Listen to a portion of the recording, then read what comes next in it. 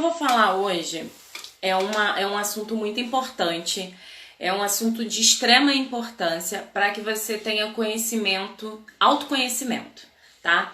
Então, antes de você colocar qualquer meta, qualquer planejamento na sua vida, é importante que você tenha o conhecimento sobre as suas crenças. Por quê? Porque você às vezes pode iniciar um projeto, pode iniciar alguma coisa na sua vida, mas você não conhece quais são as suas crenças e no meio do caminho elas vão te parar, tá?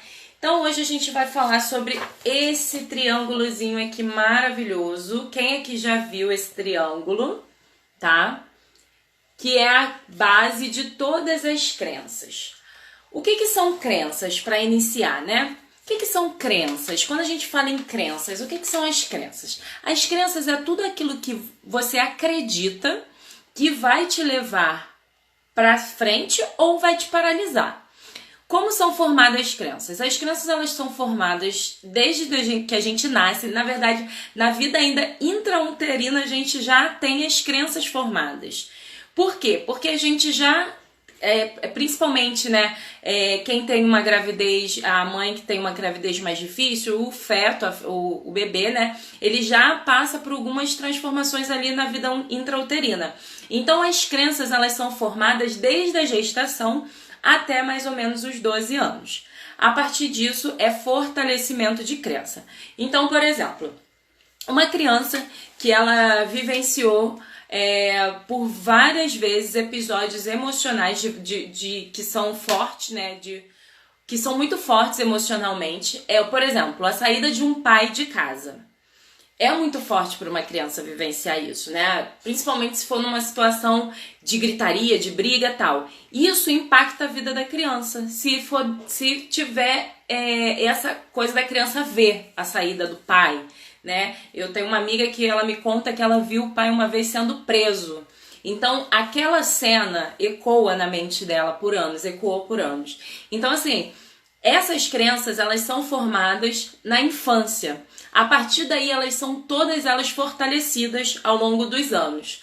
Então, por exemplo, uma criança que ela teve um forte impacto emocional e aprendeu uma determinada coisa, exemplo, uma criança que sofre violência doméstica, de apanhar, né? E ali na hora que ela tá apanhando, a mãe ou o pai repete alguma frase. Então, por exemplo, você não pode comprar isso, né? Pegou o dinheiro da mãe para comprar, porque você é pobre. Tá ali sofrendo um forte impacto emocional, né? E físico também. Então, ou então, você está pensando que você é quem? Você é pobre. Você tá pensando como rico, mas você é pobre. E aí uma mãe ou um pai que vão repetindo isso várias vezes para a criança ela vai crescendo com aquela mentalidade. Você é pobre, você é pobre, você é pobre, você é pobre. Então isso vai fortalecendo. E todas as coisas que acontecem ao longo do caminho dessa criança, que vai virando um adolescente, vai virando um jovem, vai simplesmente fortalecendo as crenças que ela aprendeu lá na infância. Então a crença ela pode ser diversa, ela pode ser crenças que estão ligadas ao seu ser, ao seu ter e também ao seu fazer, tá? E aí eu vou explicar a base dessas crenças, que é esse triângulozinho aqui, que é a base ser, fazer e ter. Essa base ser, né, diz respeito a quem a pessoa é a crença dela de quem ela é, né? É o ser, é a crença dela de quem ela é. E aí ela pode ser que a crença dela de quem ela é seja uma crença que não foi fortalecida na infância. E aí geralmente a mãe ou o pai, por melhores, não tô aqui julgando o pai ou a mãe, porque a gente só dá o que a gente tem. Então às vezes o pai e a mãe foi aquilo que ela recebeu e não tinha o conhecimento que você está tendo agora, a oportunidade de você ter esse conhecimento. E aí o conhecimento que ela tinha, ela passou para o filho. Então essa mãe ou esse pai muitas vezes foi lá e falou coisas que atingiram esse ser. Por exemplo, você é feio, você é burro, você não é inteligente, sua irmã é. Você não entende nada, você nunca vai entender. Ai, você é ingênuo demais, né? Então são palavras que vão atingir aqui essa crença, né? A crença de quem a pessoa é. E aí, quando se essa crença não for modificada, se ela não for transformada e ressignificada, a pessoa passa uma vida inteira sem saber quem ela é. E aí ela vai ter um problema, sabe onde? Na identidade dela.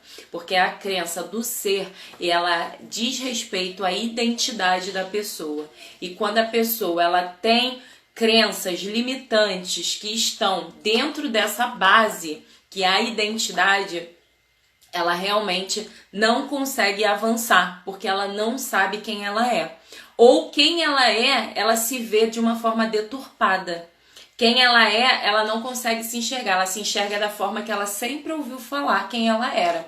Então, você não presta. Muitas vezes tem muitas pessoas que ainda têm essa crença, eu não presto, eu sou isso, eu sou aquilo, eu sou uma pessoa ruim.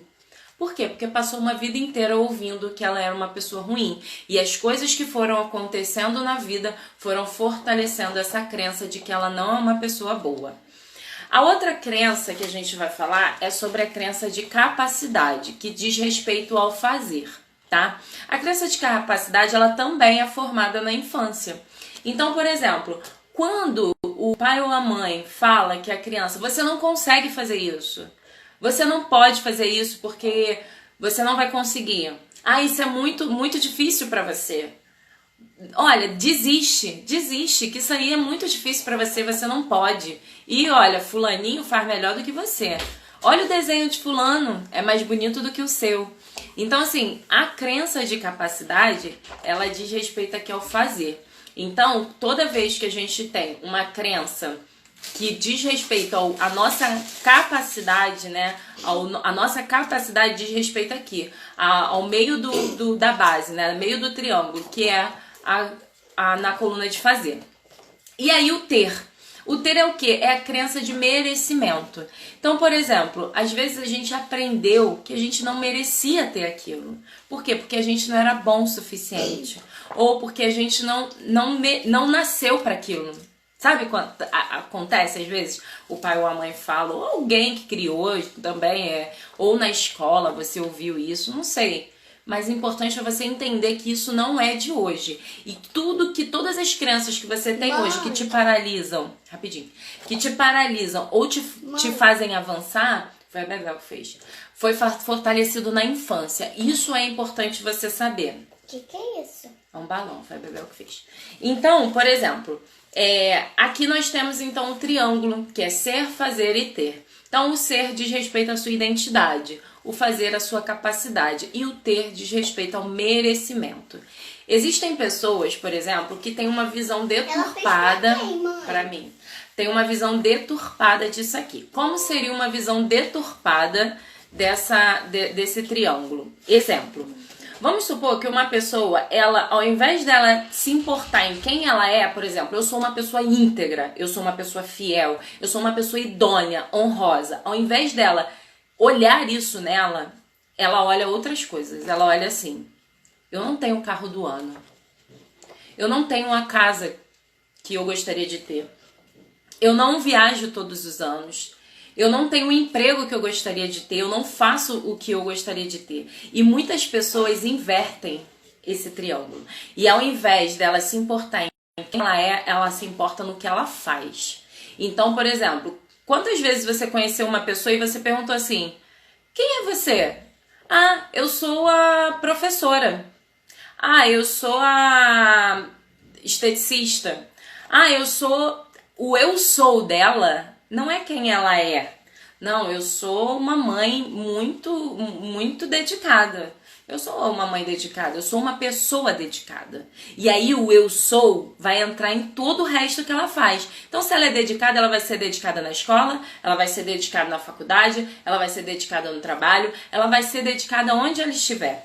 Então, quem ela é? Ela vai ser quem ela é em todos os lugares. E aí a visão dela, quando é deturpada, ela tá focada no que ela faz. Vocês conhecem pessoas que são viciadas em fazer? Pessoas que o valor dela está na capacidade dela de fazer. Então, se ela faz muito, ela é muito valiosa, mas se ela faz pouco, ela não é tão valiosa assim. Então, é uma pessoa que tem uma visão de quem ela é o que ela faz e não quem ela é realmente. Outra distúrbio que pode ter é a pessoa achar que o que ela é o que ela tem, né? Então a gente vê pessoas muito em busca de ter coisas materiais, né? Ou ter pessoas também, né? Dominar pessoas. Então o que ela tem, o que ela domina, o que é dela, é isso que ela é. Então há muitas pessoas, ao invés de estarem focadas em quem elas são, na sua identidade, estão focadas aqui no ter. E aí invertem mais uma vez a pirâmide. Invertendo a pirâmide, você nunca vai estar feliz, porque você nunca vai ter tudo. E você nunca vai ser capaz de fazer tudo. Então você sempre que você estiver em busca de fazer, você sempre vai querer fazer mais. Nunca vai estar satisfeito. E quando você estiver em busca de ter, e o ter é o seu valor, você só ver valor em você se você tiver, você nunca vai estar satisfeito. Por quê? Porque a sua identidade, que é a base da pirâmide, ela não está sendo procurada de verdade. Então, na base, você tem que saber quem você é, qual é a sua identidade. E aí, para isso, depois que você tem isso, você consegue descobrir as suas capacidades. E aí, começa em quem você é. Eu sou uma pessoa honrada, eu sou uma pessoa íntegra, eu sou uma pessoa fiel, eu sou uma pessoa idônea, eu sou uma pessoa bonita, eu sou uma pessoa elegante. E aí, quem é você? Quem é você? Isso diz respeito à sua identidade. Quem é você? Não é o que você tem. Você não é o que você tem, nem é o que você faz. O que você faz diz respeito a quem você é primeiro. Então, tem que saber a sua identidade.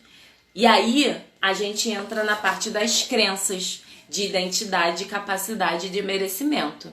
Então, para identificar as suas crenças, a gente tem, né, nós coaches, nós temos algumas ferramentas que te ajudam a identificar essas crenças. Como que você vai identificar as crenças que te limitam, que te paralisam? Por exemplo, eu sou uma profissional e eu tenho sonhos, eu tenho objetivos, eu tenho planos, eu tenho vontade de fazer grandes coisas. Porém, eu tenho uma crença. Sabe qual é a minha crença? Eu não sou boa o suficiente. Eu não sou boa o suficiente. Só que para você pensar nessa crença, ninguém pensa assim, eu não sou boa o suficiente. É difícil. Geralmente ela fala assim, ai, isso é muito difícil. Ai, não, eu acho que não dá pra mim não. Isso aí eu vou ter que estudar um pouco mais. A pessoa nunca se acha capaz. Ela sempre acha que falta alguma coisa. Ah, não, é porque eu sou muito perfeccionista. Não, você não é perfeccionista. Na verdade, o contrário da perfeição, né, essa busca ansiosa pela perfeição, é o medo da crítica. E o medo da crítica é crença de incapacidade. Então, não é que você é perfeccionista, não. É que você tem medo de ser criticada. E o medo de ser criticada é porque você se acha incapaz. Essa é a crença. E aí eu trouxe um exercício para identificação de crenças. E aí nesse exercício, você vai precisar de caneta e papel. E você vai fazer algumas perguntas para você mesmo, para você poder identificar quais são as crenças que te paralisam. O que não permite que você avance? Às vezes você chega... Sabe aquelas pessoas que chegam sempre num determinado patamar e parece que volta? É meio um vício de recomeçar. Tipo, eu começo, chega daqui no meio eu volto. Eu começo, vou e chega no meio eu volto. Então, isso aí é um vício em recomeçar. Por que tem esse vício em recomeçar? Tem alguma crença por trás. Qual é a crença que te faz recomeçar sempre, né? Então, para isso, você pode pegar papel e caneta. E a primeira coisa que você... A Vanilda tá aí, ela é surda. Infelizmente, ela não vai conseguir acompanhar com a gente hoje. O que acontece? Você vai pegar caneta e papel e vai colocar o seguinte. Durante o seu dia, você vai vivenciar emoções diárias, né? Então vai chegar um determinado momento que vai acontecer alguma coisa que vai te trazer alguma emoção forte. Por exemplo, estou no meu trabalho, aconteceu alguma coisa e me deixou com raiva. Você vai se perguntar, por que eu estou sentindo isso? ou te deixou com medo. Aí você vai se perguntar, por que eu estou sentindo isso? Ou te deixou estressada, por que eu estou sentindo isso? Aí você vai responder, por exemplo, vou pegar aqui o papel que eu anotei. Então, por exemplo, você foi lá, você vivenciou alguma experiência durante o seu dia e aí você percebeu que aquilo não fez bem para você. Então, por exemplo, alguém te deu uma tarefa e você ficou com medo daquela tarefa, de realizar aquela tarefa. Então, a primeira pergunta que você vai fazer é, por que eu estou sentindo isso? Aí você fala, você vai responder, estou sentindo isso porque eu acho que essa pessoa, um exemplo, tá? Me deu uma responsabilidade grande demais. Aí você vai perguntar o e se? E aí você vai começar com o e se? E se? E se essa pessoa me deu uma responsabilidade grande demais? Qual é o meu sentimento sobre isso? O que isso significa para mim? Aí você vai responder, significa que eu não posso fazer da forma que ela está me pedindo. E se você não pode fazer da forma que ela está te pedindo, o que isso significa?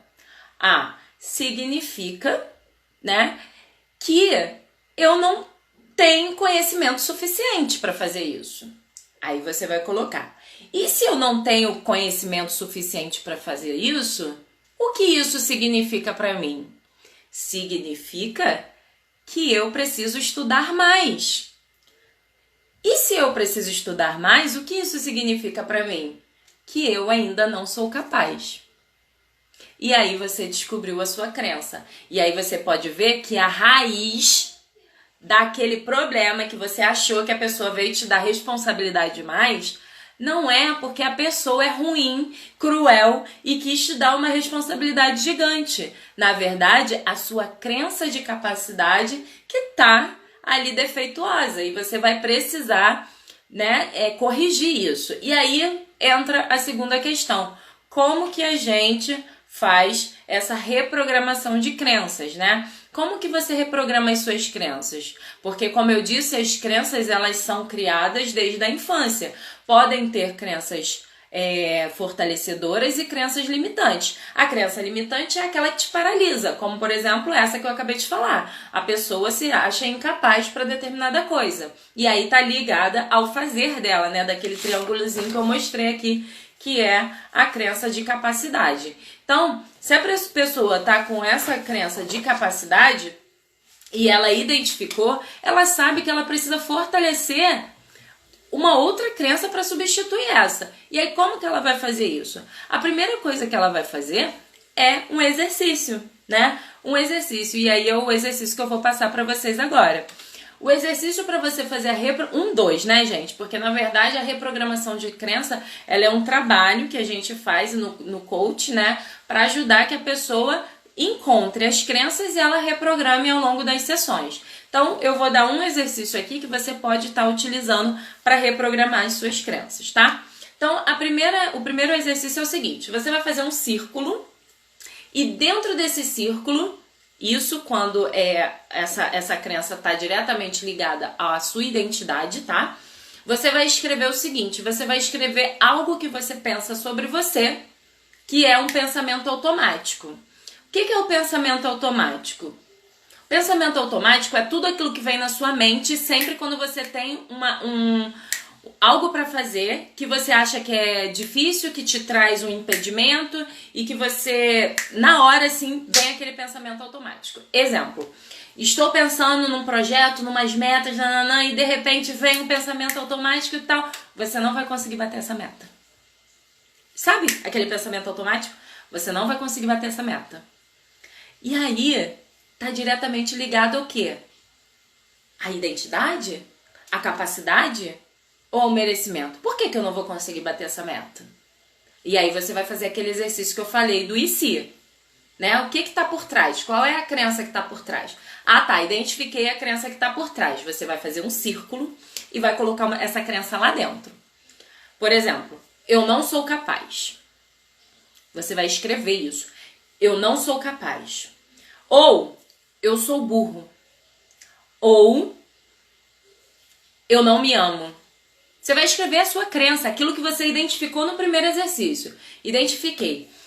Depois que você colocou isso dentro do círculo, você vai colocar do lado de fora, como se fossem relógios, né? O relógio não tem os números assim? Você vai colocar do lado de fora tudo que diz ao contrário daquela sua crença. Exemplo. Olha o exemplo que eu vou dar. Meu marido não me ama. O que prova que ele me ama? O contrário, tá? O que prova que ele me ama? E aí eu vou colocando lá. Exemplo, eu sou burro. O que prova que eu não sou burro? E você vai colocando lá. Só que quando você colocar, você vai colocar emoção junto. Como que você vai colocar emoção junto? Por exemplo, coloquei lá, eu sou burro, dentro do círculo, tá? Eu sou burro, porque essa é a sua crença. Pra quem chegou agora, depois assiste o início pra entender por que eu tô mandando a pessoa botar dentro do círculo, porque ela é burra, tá, gente? Então vamos lá, crença é, eu sou burro. Eu não entendo nada, eu sou burro. Colocou lá dentro, eu sou burro. Quando você escrever isso, olhar para aquilo, você vai colocar uma nota para o sentimento que você tem no momento que você escreve aquilo. Eu sou burro. Você lê e coloca uma nota para o seu sentimento. Exemplo, menos 20. Foi a nota que eu senti quando eu escrevi. Sempre é menos, tá, gente? Não vai botar 100. Menos 100, se foi 100% de tristeza, de coisa de ter visto aquilo. Então, menos 20, menos 30, menos 50, de 0 a 100, menos, negativo, tá? Então, eu botei menos 20.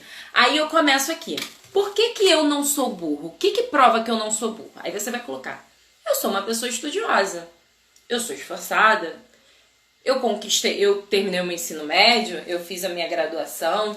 Eu tenho um cognitivo legal, eu sempre fiz exames e nunca constou que eu tenho alguma deficiência mental, e você vai colocando tudo que prova o contrário daquilo que está ali dentro. É um exemplo que eu dei do eu sou burro, mas poderia ser qualquer outra coisa. Exemplo, eu peguei um exemplo aqui de uma pessoa que, olha, esse exemplo aqui é maravilhoso.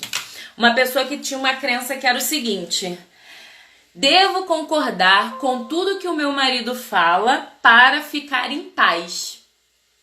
Olha, eu preciso concordar com tudo que o meu marido fala porque pra gente ficar em paz.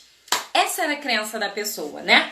Que ela devia concordar com tudo. Mesmo que fosse a maior besteira do mundo, ela não deveria, né, falar o contrário. E aí, o que ela fez? Ela identificou essa crença, que era uma crença que ela tinha.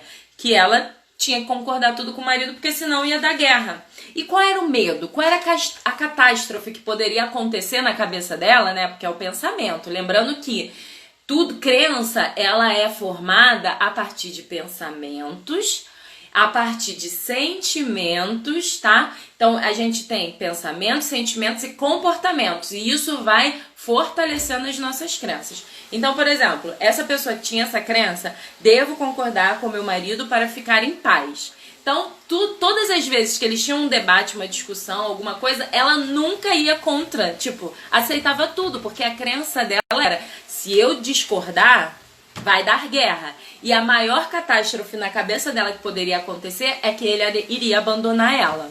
Então, o que você pode fazer? Você coloca dentro do círculo. Devo concordar com tudo que meu marido fala, porque senão ele vai me abandonar. Essa é a crença.